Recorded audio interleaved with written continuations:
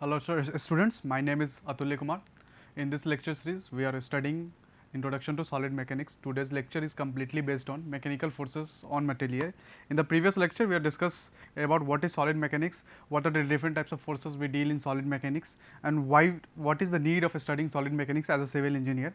Because this subject is common in both the mechanical engineering for the mechanical engineering student and civil engineering student, but we are studying in this lecture series especially focusing on the need and use of solid mechanics for a civil engineering students. So, today's topic is mechanical forces on a material. So, let us start. So, what do we mean by mechanical forces? In a general term, whenever we need to specify some person's strength or some person capacity in the terms of fitness or in terms of physical capacity, we mainly generally use the word strength or hardness or toughness, whatever it is in a general terms. But when we come and when we channelize this particular discussion for engineering point of view, then each strength or each hardness has definite definition and definite meaning. So, for instance, what do we mean by strength in general terms? Strength का मतलब क्या होता है? अगर किसी भी चीज़ की strength की बात हम करें तो जनरल टर्म्स में उसकी ताकत की बात आती है। ताकत इन द सेंस कि कितना वेट उठा सकता है या कितना लोड वो सह सकता है। लेकिन अगर हम इंजीनियरिंग पॉइंट ऑफ व्यू से बात करें कि स्ट्रेंथ का मतलब क्या होता है, तो इंजीनियरिंग साइंस में strength is the maximum value of stress which a material can sustain without a failure. मतलब क्या है कि अगर हमारे पास कोई बॉडी है, सपोज करते हैं हमारे पास में कोई बॉडी है, ये सपोज करते हैं हमारे पास में एक बॉडी है, और अगर इस बॉडी के ऊपर में इस बॉडी की स्ट्रेंथ कितनी होगी, इस बॉडी की स्ट्रेंथ डिफाइन क्या करेगा, इसके ऊपर में लगने वाला लोड। और इसकी स्ट्रेंथ अगर इस बॉडी के स्ट्रेंथ की हम बात करें तो इस बॉडी के स्ट्रेंथ का मतलब हुआ कि कितना लोड ये, कितना स्ट्रेस ये रेसिस्ट कर सकता है जब तक कि ये ब्रेक ना हो, यानी कि फेल ना हो। फेल मतलब क्या, जब तक कि इसके सरफेस पे क्रैक हमें ऑब्जर्व देखने को ना मिले।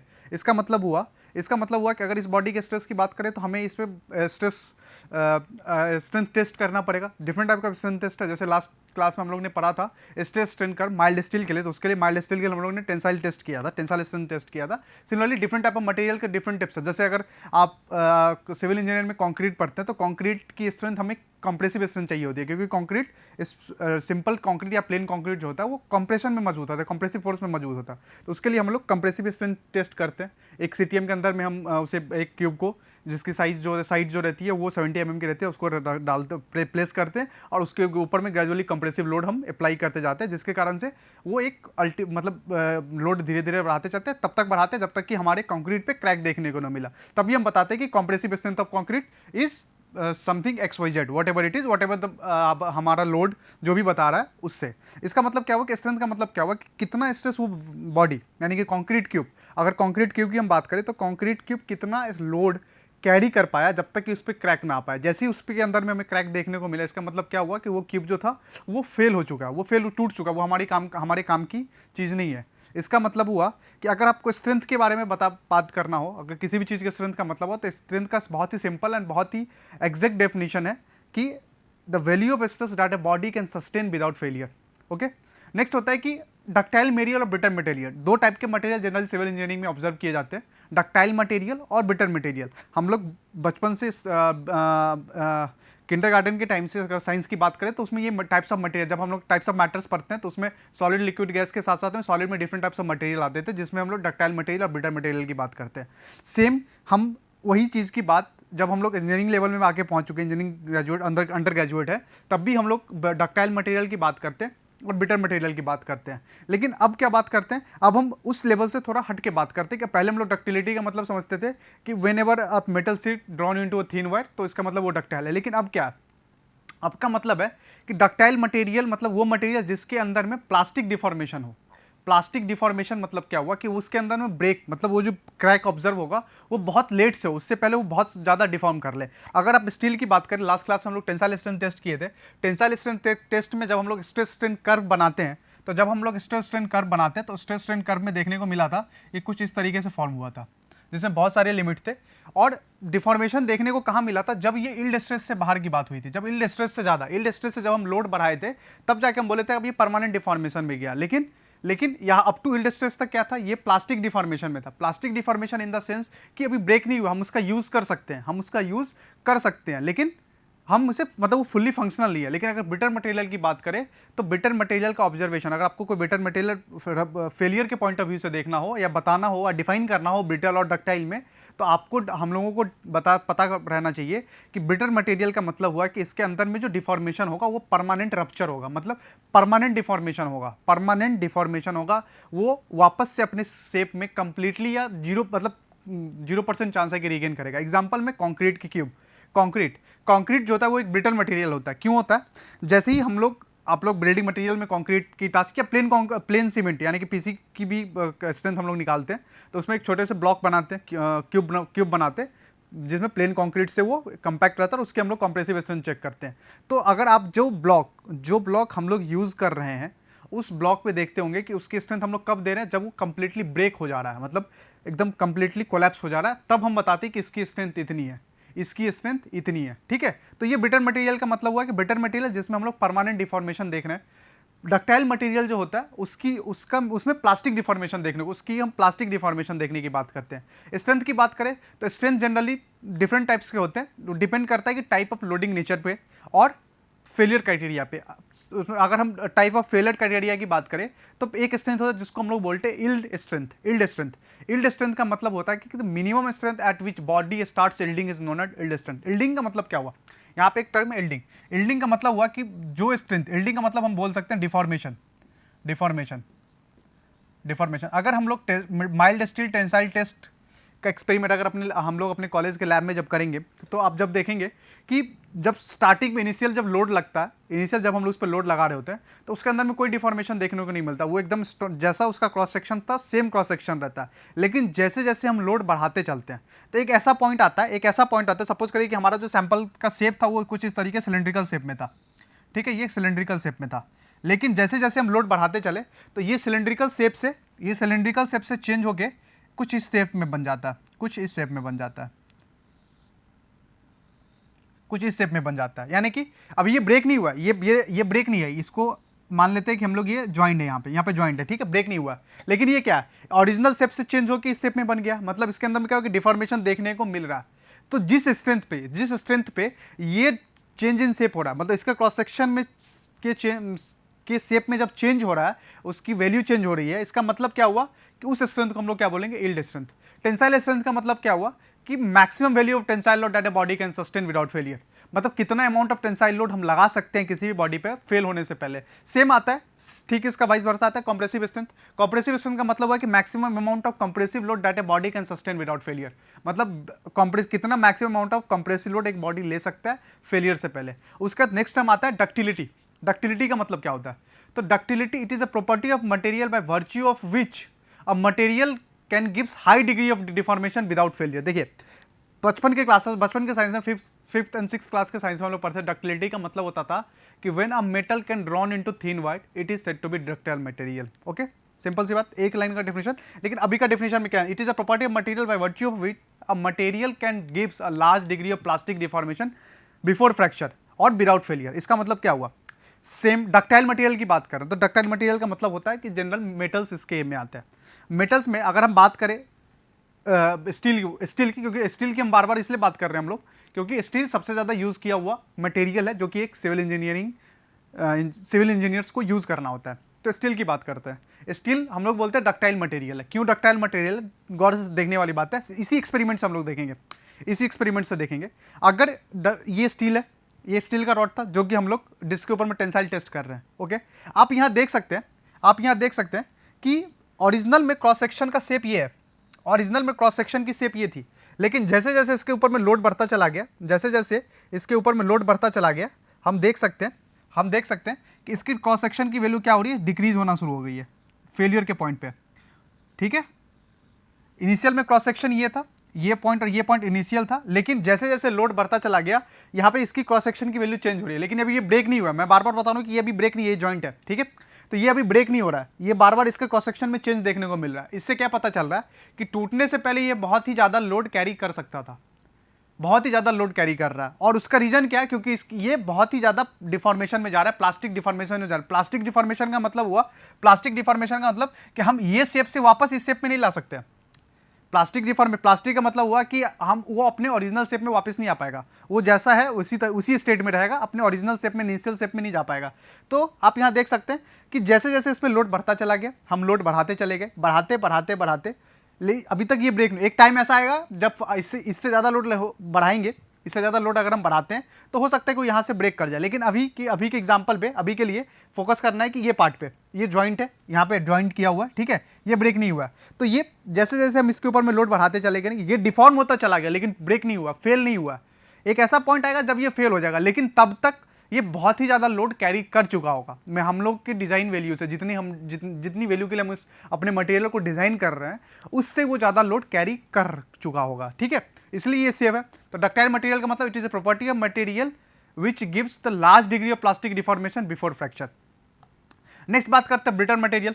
ब्रिटल मटेरियल का मतलब हुआ कि property of material by virtue of which material undergo low degree of deformation. Low degree of deformation का मतलब क्या हुआ कि एग्जांपल ब्रिटल मटेरियल का मतलब कंक्रीट क्यूब। हम लोग एक कंक्रीट की क्यूब ले लेते हैं, ठीक है, ये कंक्रीट की क्यूब है हमारे हम लोगों के पास में। इस कंक्रीट के क्यूब में, इस कंक्रीट का क्यूब हम ब्रिटल बार बार इसलिए इसको क्यों बोल रहे हैं, क्योंकि इसके अंदर का जो मटेरियल है उसका नेचर ब्रिटलनेस है। मतलब इसके ऊपर में जब कंप्रेसिव लोड लग रहा होता है, जब इसके ऊपर में कंप्रेसिव लोड लग रहा होता है, तो ये कोई साइन नहीं देता डिफॉर्मेशन का, ये अचानक से टूट जाता है। अचानक से इसके सरफेस के ऊपर में क्रैक देखने को मिलेगा जब इसकी अल्टीमेट स्ट्रेंथ पे हम पहुंच जाते हैं। जब हम इस कंक्रीट के अल्टीमेट स्ट्रेंथ पे जब हम लोड रीच कर देते हैं, अटेन कर लेते हैं, तब इसके सरफेस पे हमें क्रैक देखने को मिलता है। उससे पहले ये कोई साइन नहीं शो कर रहा होता। या हम बोल सकते हैं कि जैसे ही फर्स्ट क्रैक ऑब्जर्व हुआ, सपोज करते हैं कि इसकी अल्टीमेट वैल्यू है, सपोज करते हैं कि 25 न्यूटन पर mm स्क्वायर की इसकी अल्टीमेट स्ट्रेंथ है, परफेक्ट, अज्यूम करते हैं, ठीक है, अज्यूम करते हैं, ओके। तो ये 25 न्यूटन पर mm स्क्वायर में अल्टीमेट स्ट्रेंथ का मतलब है कि इस स्ट्रेंथ पे जाके ये कंप्लीट फेल हो जाएगा, इस स्ट्रेंथ पे जाके ये कंप्लीट फेल हो जाएगा। लेकिन एग्जांपल पॉइंट ऑफ व्यू से समझते हैं कि जब तक ये 24 न्यूटन पर mm स्क्वायर तक हम पहुंचे, हम सपोज करो 24 न्यूटन पर mm स्क्वायर तक पहुंच चुके हैं, ठीक है, अपनी टेस्टिंग जब हम टेस्ट कर रहे हैं तो इस हिसाब से लोड है कि इसकी जो स्ट्रेस, उस टाइम की जो स्ट्रेस है इस पे अप्लाई हो रहा होगा, या स्ट्रेस जनरेट हो रहा होगा, वो 24 न्यूटन पर mm स्क्वायर है। तब तक हम लोग अटेन कर चुके हैं। लेकिन जैसे ही अगर हम फर्दर लोड कराते हैं, जैसे ही लोड हम 24 से अगर हम 24.5 पे पहुंचते हैं, 24.5 न्यूटन पर mm स्क्वायर पे पहुंचते हैं, तो इसके अंदर में पहला क्रैक देखने को मिलेगा हमें, इसके ऊपर हमें पहला क्रैक देखने को मिलेगा, फर्स्ट क्रैक, ये फर्स्ट क्रैक। लेकिन जैसे 24.5 से और हम फर्दर इंक्रीज करते हैं अपने लोड को, जिसके कारण से स्ट्रेस की वैल्यू चेंज होकर 25 न्यूटन पर mm स्क्वायर हो जाती है, स्ट्रेस की वैल्यू चेंज होकर 25 न्यूटन पर mm स्क्वायर हो जाती है। उस इंस्टेंट पे ये कंप्लीट फेल हो जाएगा, मतलब मल्टीपल क्रैक्स आ जाएंगे। इसका मतलब क्या हुआ कि देखिए 24.5 जो था और 25 के बीच में 0.5 न्यूटन पर mm स्क्वायर का है। मतलब अगर देखा जाए तो स्ट्रेस की वैल्यू कोई भी कंपैरेटिव स्टडी की जाती है, लेकिन 24.5 और 25 के बीच में 0.5 का अंतर है, 0.5 न्यूटन पर mm स्क्वायर का अंतर है। तो उसके इस रिस्पेक्ट पे अगर हम देखें तो डिग्री ऑफ डिफॉर्मेशन देखिए विथ रिस्पेक्ट टू लोड। अगर हम इसका लोड एंड डिफॉर्मेशन कर्व अगर बनाते हैं, तो उससे देखने को क्या मिलेगा कि हल्का सा डिफॉर्मेशन, मतलब हल्का सा डिफॉर्मेशन हुआ, सॉरी डिफॉर्मेशन कंप्लीट हुआ, लेकिन लोड हल्का सा इंक्रीज किया गया।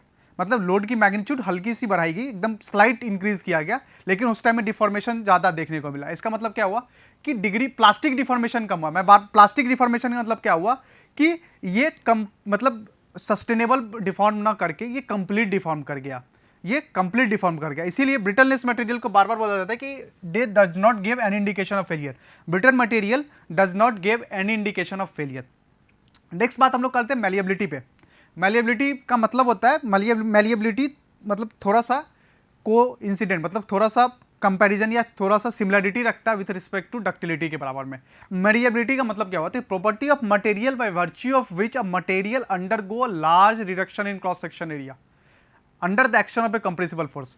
डक्टिलिटी में क्या था, डक्टिलिटी का में डिफरेंस क्या था कि डक्टिलिटी में हम लोग टेंसाइल फोर्स लगाते हैं, डक्टिलिटी में क्रॉस सेक्शन की वैल्यू भी उसमें भी डिक्रीज होती है। लार्ज शीट थी, उसके क्रॉस सेक्शन की वैल्यू कुछ और थी, हमने जब उसे थिन वायर में कन्वर्ट कर दिया, उस टाइम में एक वायर की क्रॉस सेक्शन की वैल्यू कुछ और अलग होती है, थिन प्लेट के या सीट के रिस्पेक्ट में कम होती है, ओके। लेकिन जब हम उसे थिन वायर बना रहे होते हैं तो उसके अंदर में जो उसके ऊपर में जो लोड अप्लाई हो रहा होता है, वो लोड अप्लाई हो रहा होता है टेंसाइल लोड, ठीक है। लेकिन अगर मैलिएबिलिटी की डिफिनेशन की बात करें तो मैलिएबिलिटी में कि property of material by virtue of which a material undergo a large reduction in cross section area.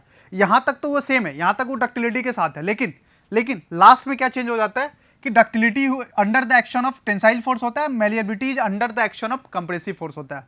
बहुत सारे बच्चे कंफ्यूज हो जाते हैं सर डक्टिलिटी जब मटेरियल की प्रॉपर्टी थी तो मैलिएबिलिटी को इंट्रोड्यूस करने की क्या जरूरत थी, लेकिन अब यहाँ पे आप लोगों को क्लियर हो जाना चाहिए कि डक्टिलिटी जो होता है वो ऑब्जर्व होता है under the action of tensile force, but malleability is observe under the action of compressible force.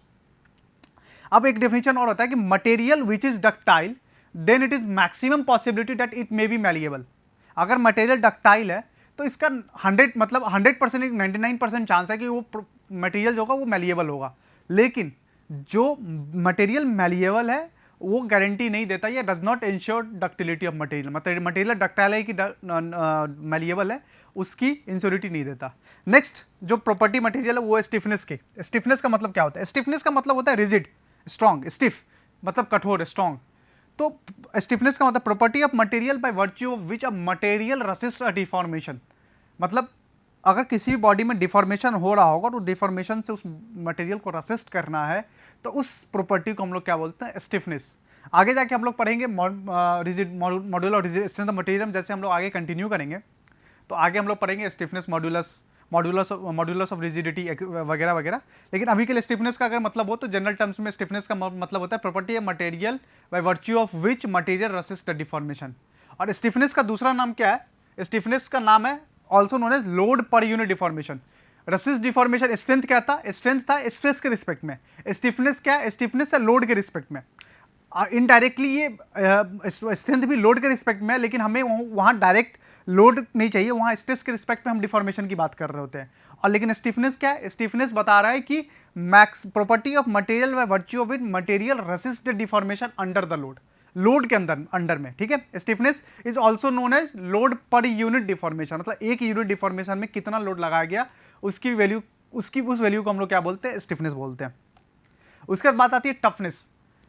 अब कॉमन टर्म्स में टफनेस और स्टिफनेस और स्ट्रेंथ ये तीनों सेम चीज है, सेम चीज रिप्रेजेंट कर रहा होता है। लेकिन इंजीनियरिंग साइंस, मैंने शुरू में बताया था कि इंजीनियरिंग साइंस पे हर एक चीज का अपना अपना इंडिविजुअल मीनिंग है, इंडिविजुअल डेफिनेशन है, जो कि अलग अलग प्रॉपर्टी को रिप्रेजेंट कर रहा होता है।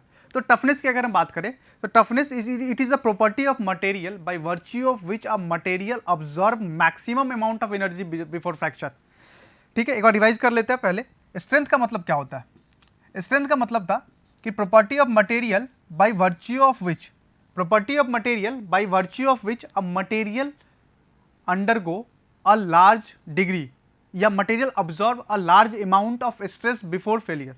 ठीक है, अब टफनेस का मतलब क्या? It is a property of material by virtue of which a material absorb the maximum amount of energy before fracture. अब यहाँ पे स्ट्रेंथ का मतलब था कि maximum amount of stress that a body can sustain before failure. Toughness क्या बता रहा है? टफनेस बता रहा है कि property of material by virtue of which a material can absorb maximum amount of energy without failure और बिफोर फ्रैक्चर। ठीक है, तो दोनों सिमिलर है लेकिन दोनों का मतलब अलग है। टफनेस बता रहा है कि कितना अमाउंट ऑफ एनर्जी वो स्टोर कर सकता है, कितना अमाउंट ऑफ एनर्जी वो स्टोर कर सकता है फ्रैक्चर होने से पहले। स्ट्रेंथ बता रहा था कितना अमाउंट ऑफ स्ट्रेस वो सस्टेन कर सकता है फ्रैक्चर होने से पहले।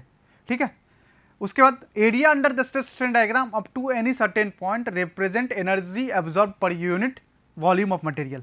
यानी कि लास्ट क्लास में हम लोग ने स्ट्रेस स्ट्रेन कर्व पढ़ा था माइल्ड स्टील का। लास्ट क्लास में हम लोग ने स्ट्रेस स्ट्रेन कर्व पढ़ा था माइल्ड स्टील का। ठीक है, तो उसी कर्व की अगर हम लोग बात करें तो स्ट्रेस स्ट्रेन कर्व कुछ इस तरीके से था माइल्ड स्टील का। यहाँ पे स्ट्रेन था, यहाँ पे स्ट्रेस था। ठीक है, कुछ ये इस तरीके से कर्व बना था, कुछ इस तरीके से कर्व बना था। तो अगर हम इस कर्व पे किसी भी सर्टेन पॉइंट पे अगर हम एरिया निकालना चाहें, हम लोग एरिया निकालना चाहें तो उस एरिया की जो वैल्यू होगी वो रिप्रेजेंट कर रही होगी energy absorb per unit volume of material.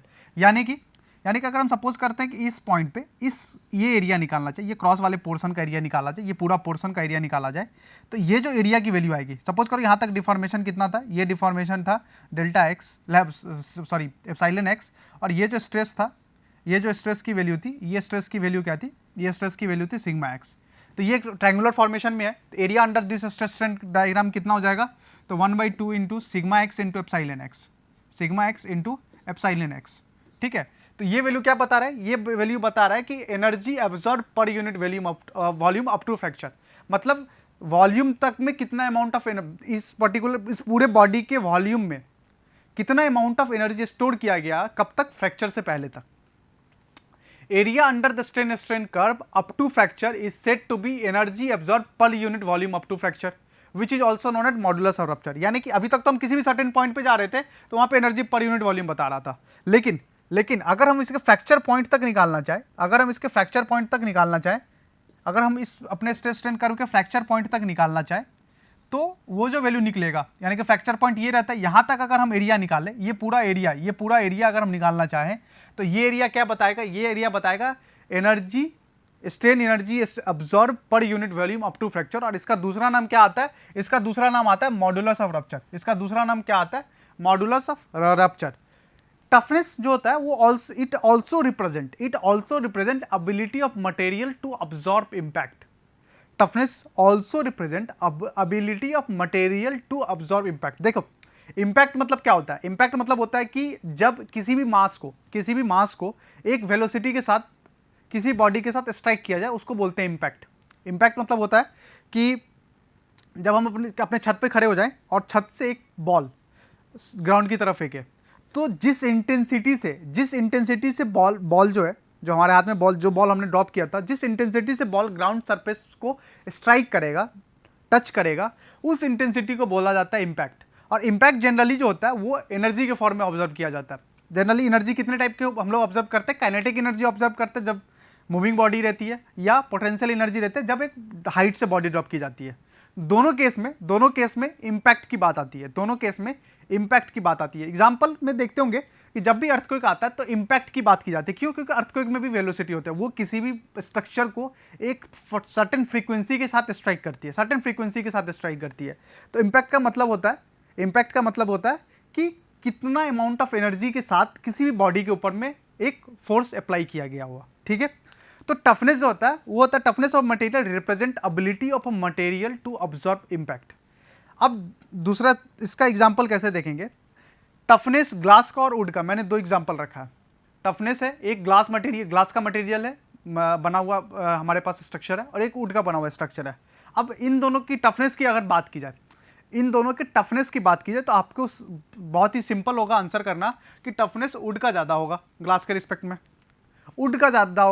Respect में, हमने क्या किया, हमने सेम इंटेंसिटी से, हमने मतलब ग्राउंड से 5 मीटर की हाइट पे हमने ग्राउंड के मतलब बिल्डिंग से 5 मीटर हाइट डेप्थ पे हमने ग्लास रखा है, और उसी सेम लेवल पे हमने वुड रखा है, और सेम मास मतलब 5 किलो की बॉल, मतलब 500 ग्राम की बॉल ले लें, उसी 500 ग्राम की बॉल को सेम हाइट से हमने ड्रॉप किया, तो आप देखेंगे कि हो सकता है कि ग्लास के पे जब वो बॉल स्ट्राइक करेगी तो ग्लास ब्रेक हो जाएगा, टूट जाएगा। लेकिन वुड के ऊपर में अगर हम सेम इंटेंसिटी से, सेम हाइट से, सेम वेलोसिटी से अगर हम बॉल ड्रॉप कर रहे हैं, तो वो ब्रेक नहीं होगा, उसके ऊपर में कोई स्क्रैच नहीं होगा, कोई फ्रैक्चर नहीं होगा। इसका मतलब क्या हुआ कि टफनेस किसका ज़्यादा है, टफनेस वुड का ज़्यादा है विद रिस्पेक्ट टू ग्लास ज़्यादा है।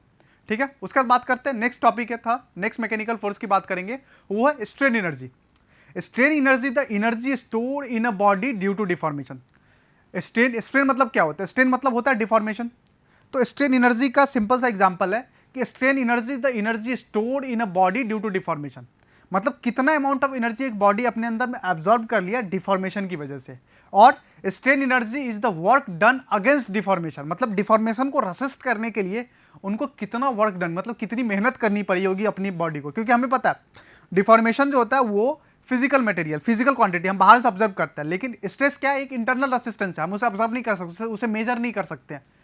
तो शुरू में रेसिस्टेंस तो है, रेसिस्टेंस लगाएगा तो कुछ ना कुछ तो बॉडी को डिफॉर्म करने से वो रोक रहा होगा, अपनी ताकत के हिसाब से, अपने हर एक बॉडी के अपनी स्ट्रेंथ के हिसाब से वो उस मटेरियल को या उस बॉडी को डिफॉर्म होने से रेसिस्ट कर रहा होगा। तो उस रेसिस्टेंस के में कितना अमाउंट ऑफ वर्क डन हुआ, उसी वर्क डन को हम लोग बोलते हैं स्ट्रेन एनर्जी। एक तो ये डेफिनेशन था स्ट्रेन एनर्जी। दूसरा डेफिनेशन क्या है कि strain energy the energy stored in a body due to deformation.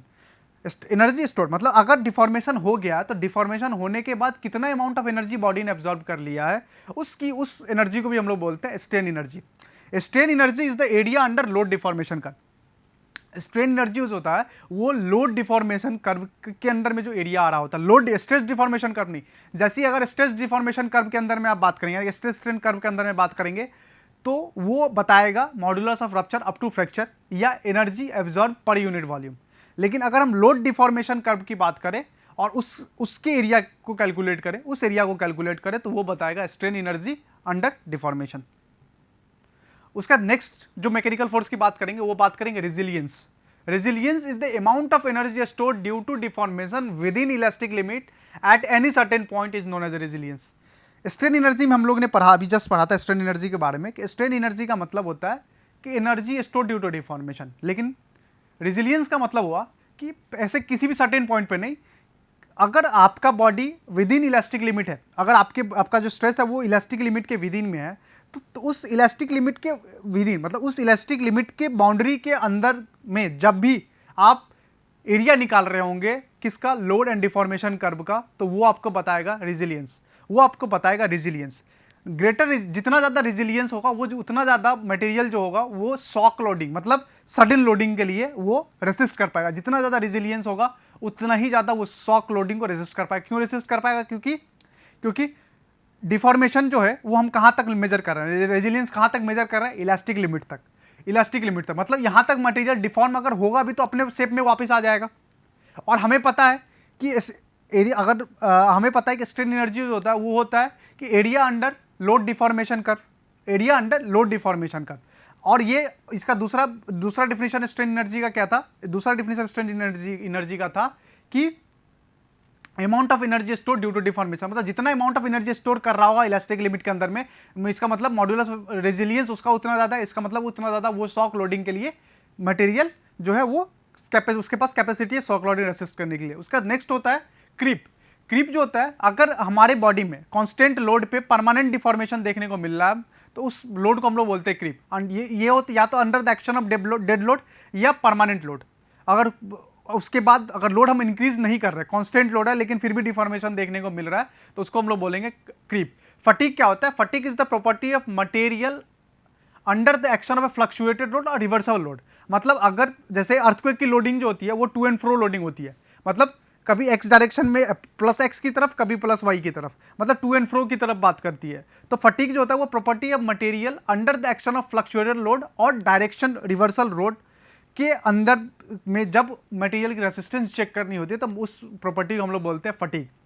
Fatigue मतलब हुआ कि जब भी मटेरियल का behaviour under the action of किसके, फ्लक्चुएटेड लोड और रिवर्सिबल लोड, डायरेक्शन रिवर्स कर रहा है, तो उसके लिए उस मटेरियल प्रॉपर्टी को हम लोग बोलते हैं फटीग। एंड्योरेंस लिमिट क्या होता है? It is that stress level below which there is a high probability that material will not fail even a infinite number of load cycle. जैसे एग्जांपल लेते हैं कि अगर एक हमारे पास ये मटेरियल है और ये हमारे पास रिवर्सिबल लोड है, कभी लोड इस डायरेक्शन में जा रहा है, कभी लोड इस डायरेक्शन में आ रहा है, तो ये क्या हुआ? रिवर्सिबल लोड है। तो एंड्योरेंस लिमिट का मतलब हुआ कि अगर ये उस लिमिट, वो स्ट्रेस लिमिट जिसके अंदर में मटेरियल के अंदर में अगर infinite number of load cycle हो रहा है तो मटेरियल फेल नहीं करेगा। Okay, thank you.